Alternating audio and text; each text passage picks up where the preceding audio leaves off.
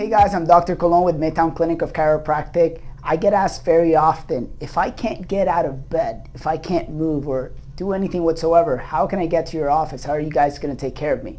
So let's play along. Come on over. So if you're having trouble walking, sitting, standing, what we use is our automated tables. So Addie, let me have you stand right here very carefully.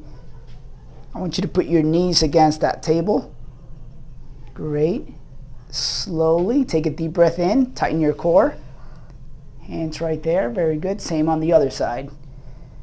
Now I want your body to get nice and close to the table. Good. This is preventing her body from having to actually bend down at a chiropractic table.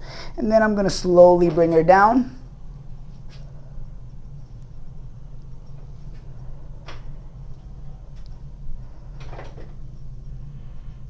Great. So what we find is that most people get injured coming up or down into a table. At this time we can adjust, we can take care of her spine, do whatever therapies we need to, and then slowly bring her back up once she's ready.